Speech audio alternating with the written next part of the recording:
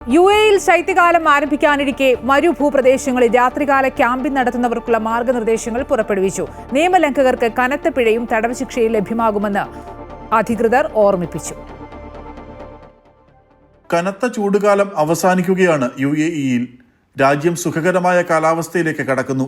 രാജ്യമെമ്പാടും വിവിധ സ്ഥലങ്ങളിലുള്ള മരുഭൂപ്രദേശങ്ങളിൽ രാത്രികാല ക്യാമ്പിങ്ങിനായി ധാരാളം പേരാണ് എത്തുന്നത്. ഈ സാഹചര്യത്തിലാണ് പ്രകൃതിക്കും പൊതുജനങ്ങൾക്കും ശല്യമാവാത്ത രീതിയിൽ വേണം ക്യാമ്പിംഗ് എന്ന നിർദ്ദേശം അധികൃതർ പുറപ്പെടുവിച്ചത്. ഫെഡറൽ നിയമപ്രകാരം നിശ്ചയിച്ചിട്ടുള്ള ഇടങ്ങൾക്ക് പുറത്ത് മാലിന്യങ്ങൾ കൂട്ടിയിടുന്നതും കത്തിക്കുന്നതും കനത്ത പിഴ ഒടുക്കേണ്ടി വരുന്ന കുറ്റകൃത്യമാണ്.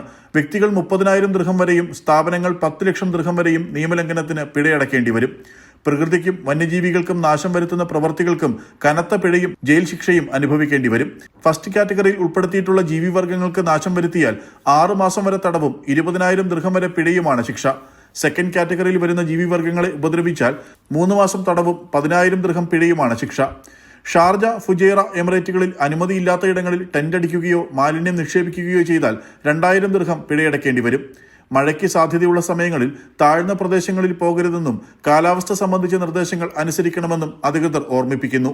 മഴയുള്ള സമയത്ത് വെള്ളപ്പൊക്ക സാധ്യതയുള്ള ഇടങ്ങളിൽ യാത്ര ചെയ്താൽ വാഹനം കണ്ടുകെട്ടുകയും 2,000 ദിർഹം പിഴ ഈടാക്കുകയും ചെയ്യും. ഇത്തരം പ്രദേശങ്ങളിൽ ഒത്തുകൂടുന്നതും നിരോധിച്ചിട്ടുണ്ട്. Amrita News, Dubai.